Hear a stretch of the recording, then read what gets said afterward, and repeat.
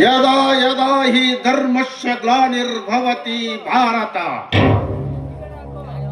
ಅಭ್ಯುತ್ಥಾನಮಧರ್ಮಸ್ಯ ತದಾತ್ಮನಾಂ ಸೃಧಾಮ್ಯಹಂ.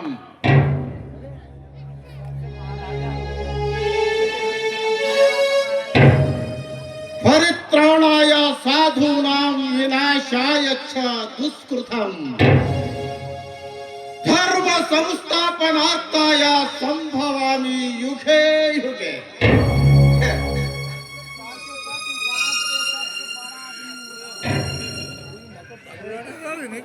ಯಾವಾಗ ಜಗತ್ತಿನಲ್ಲಿ ಧರ್ಮದ ಅವನತಿಯಾಗಿ ಅಧರ್ಮ ತಲೆ ಎತ್ತಿ ನಿಲ್ಲುವುದೋ, ಯಾವಾಗ ಜಗತ್ತಿನಲ್ಲಿ ದುಷ್ಟರ ದಬ್ಬಾಳಿಕೆ ಹೆಚ್ಚಿ ಶಿಷ್ಟರು ನಡುಗಿ ಬಳಲುವರ, ಅಂತ ಯುಗ ಯುಗಾದಿಗಳಲ್ಲಿ ನಾನು ಅವತರಿಸಿ ಬಂದು ಧರ್ಮವನ್ನ ಕಾಪಾಡುತ್ತೇನೆ. ಇದು ಧರ್ಮ ಪ್ರಿಯನಾದ ದಶಾವತಾರ ಶ್ರೀಕೃಷ್ಣನ ಸಂದೇಶ. ಅಂತೆಯೇ ಪಾಪ ಕರ್ಮಗಳು ತಾಂಡವ ಮಾಡುತ್ತಿರುವ ಇಂದಿನ ಕಲಿಯುಗದಲ್ಲಿ ಮದ್ಯಪಾನದಿ ರೂಪದಿ ಉದ್ಭವಿಸಿ ಬಂದು ಬುದ್ಧಿಗೇಡಿ ಜನಗಳ ದೇಹ ಒಕ್ಕು ಕರುಳ ಸುಟ್ಟು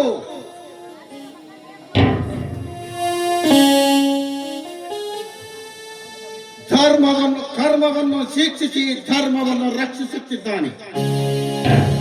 ಹೌದು, ನಿಶ ಎಂಬ ಈ ವಿಷವನ್ನ ನರದಲ್ಲಿಳಿಸಿ ನಡತೆಗೆಟ್ಟ ನರಾಧಮರನ್ನ ನರಕಕ್ಕೆ ನೂಕುತ್ತಿರುವ ಶ್ರೀಕೃಷ್ಣ ಪರಮಾತ್ಮ ಇವನೇ.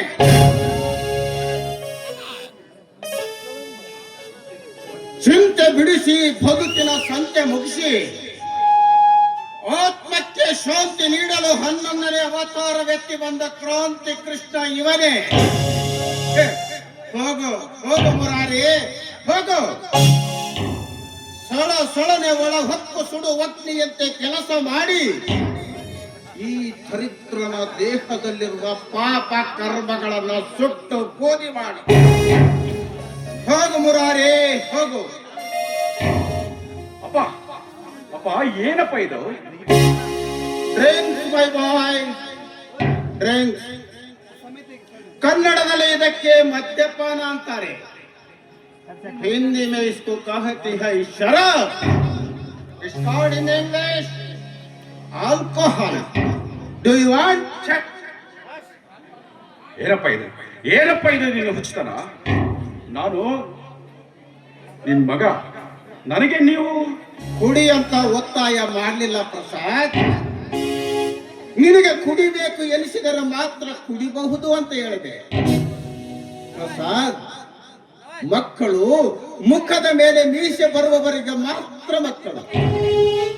ಮುಖದ ಮೇಲೆ ಮೀಸೆ ಬಂದಾಕ್ಷಣ ಅವರು ಮಕ್ಕಳಲ್ಲ, ಮಿತ್ರರು. ಜಸ್ಟ್ ಲೈಕ್ ಫ್ರೆಂಡ್ಸ್ ಅಂತ ವಲ್ಲವರು ಹೇಳ್ತಾರೆ. ಸೊ ಅದಕ್ಕೋಸ್ಕರ ನಾನು ನಿನ್ನನ್ನ ಗೆಳೆಯನಂತೆ ಕಾಣ್ತಿದ್ದೀನಿ. ಸಾಕು ಮಾಡಪ್ಪ ನೀನು ಹುಚ್ಚುತನ. ನಾನು ನಿಮ್ಮ ಗೆಳೆಯನಲ್ಲ, ಮುದ್ದು ಮಗ. ನಾನೆಂದಾದರೂ ಇಲ್ಲವೆಂದು ಹೇಳಿದ್ದೇನೆ ಪ್ರಸಾದ್. ಹುಚ್ಚ, ನಾನು ಕುಡುಕನಿರಬಹುದು ನಿಜ, ಆದರೆ ಕುಡಿದ ಅಮಲಿನಲ್ಲಿ ನೀ ನನ್ನ ಮಗನಲ್ಲವೆಂದು ಹೇಳುವಷ್ಟು ಮೂರ್ಖ ನಾನಲ್ಲ. ಮತ್ತಿಷ್ಟು ಗೊತ್ತಿದ್ರು ಡೂ ಯು ವಾಂಟ್ ಅಂತ ಮದ್ಯಪಾನದ ಗ್ಲಾಸ್ ಅನ್ನ ನನ್ ಮುಂದೆ ಚಾಸ್ತಾ ಇದ್ದೀರಲ್ಲ, ನಿಮಗೆ ಏನ್ ಹೇಳ್ಬೇಕು ನನಗೊಂದು ಗೊತ್ತಾಗ್ತಾ ಇಲ್ಲಪ್ಪ. ಬಿಡಪ್ಪ ಬೇಡ, ದಯವಿಟ್ಟು ಕುಡಿಯೋದನ್ನ ಬಿಟ್ಟು ಬಿಡಿಯಪ್ಪ, ಬಿಟ್ಟು ಬಿಡಿ. ಹೌದಪ್ಪ,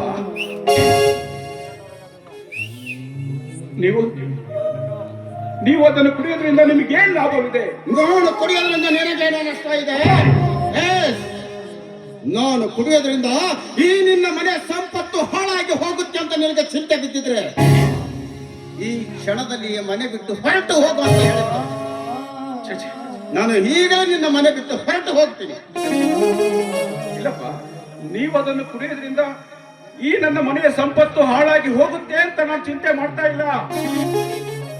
ಹೋಗಿದ್ರೆ ಮತ್ತೆ ನನಗೆ ಕುಡಿಬೇಡ ಅಂತ ಹಠ ಮಾಡಿ ವರ್ಷ ಕುಳಿತು ಉಂಡ್ರು ಸವಿಯಲಾರದಷ್ಟು ಸಂಪತ್ತು ಗಳಿಸಿದ ನಿಮ್ಮನ್ನ ಮನೆ ಬಿಟ್ಟು ಹೋಗೆಂದು ಹೇಳುವಷ್ಟು ಮೂರ್ಖರು ನಾನಲ್ಲ. ಹೋಗಿದ್ರೆ ಕುಡಿಬೇಡ ಅಂತ ಹಠ ಮಾಡಿ ನನ್ನ ಪ್ರಾಣ ಹಿಡ್ತೀಯ.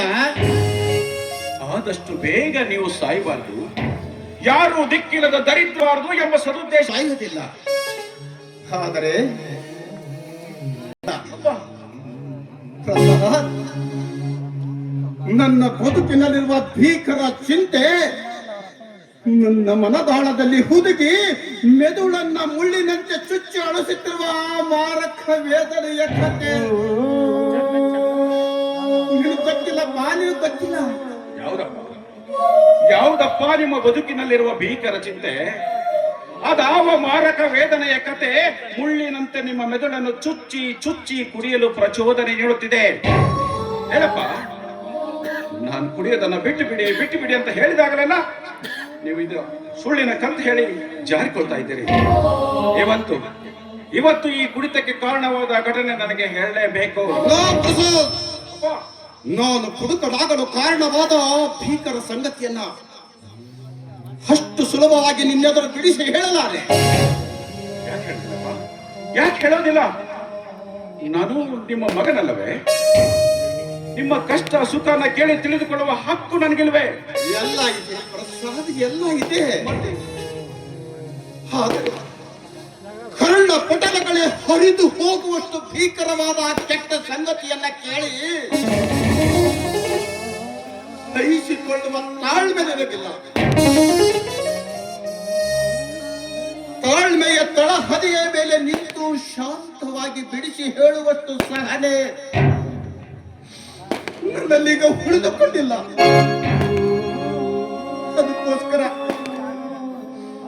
ಅದಕ್ಕೋಸ್ಕರ ನಿನಗೆ ಕೈ ಮುಗಿದು ಕೇಳ್ತಾ ಇದ್ದೀನಿ.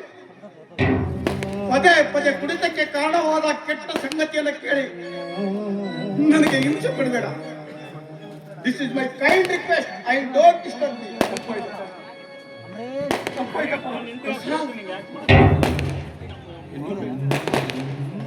ಈ ಕುಡಿತಕ್ಕೆ ಕಾರಣವಾದ ಸಂಗತಿಯನ್ನು ಕೇಳಿ ನಿಮ್ಮ ಮನಸ್ಸಿಗೆ ನೋವು ಮಾಡಲು ದಯವಿಟ್ಟು ನನ್ನನ್ನು ಕ್ಷಮಿಸ್ಬಿಡಪ್ಪ.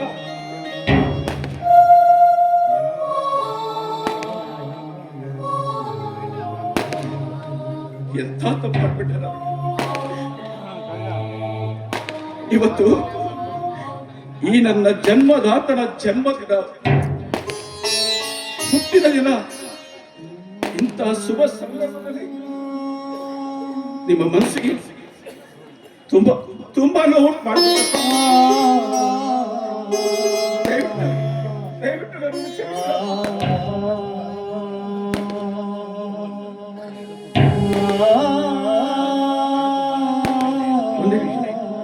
ನನ್ನ ಗೆಳೆಯರು ಈ ಹುಟ್ಟು ಹಬ್ಬವನ್ನು ಸಂಭ್ರಮಿಸಲಿಕ್ಕೆ ಬರ್ತಿದ್ದಾರೆ. ಕುಳಿತುಕೊಳ್ಳಿ ಪ್ಲೀಸ್.